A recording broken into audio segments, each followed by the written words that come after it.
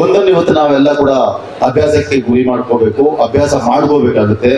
ಇಷ್ಟು ವರ್ಷ ನಾವೆಲ್ಲ ಕೂಡ ಬೇಕಾದಂತ ಸೆಂಟ್ಗಳಿಂದ, ತುಂಬಾ ಬೆಲೆ ಬಾಳ್ತಕ್ಕಂಥ ಸೋಪ್ಗಳಿಂದ ಮುಖ ಮತ್ತು ಮೈ ತೊಳ್ಕೊಂಡಿದ್ದೀವಿ.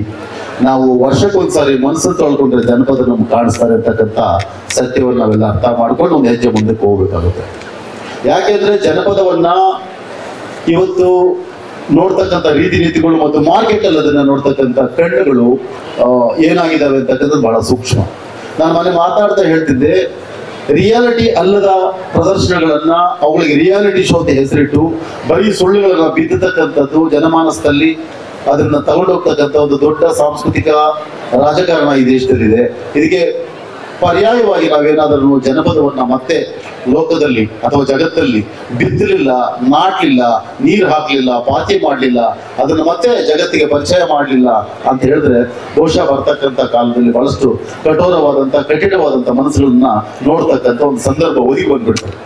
ಇವತ್ತಿನ ದಿನಗಳನ್ನು ನೋಡ್ತಿದೀವಿ ನಾವು, ಎಂತೆಂಥ ಆಲೋಚನೆಗಳೇ ನಾವು ಯುವಕರು ಹೋಗ್ತಿದ್ದಾರೆ. 140 ಕೋಟಿ ಜನಸಂಖ್ಯೆ ಇದೀವಿ, 400 ಕೋಟಿ ಮೊಬೈಲ್ ಇಲ್ಲಿ ಇಟ್ಕೊಂಡು ನಾವು.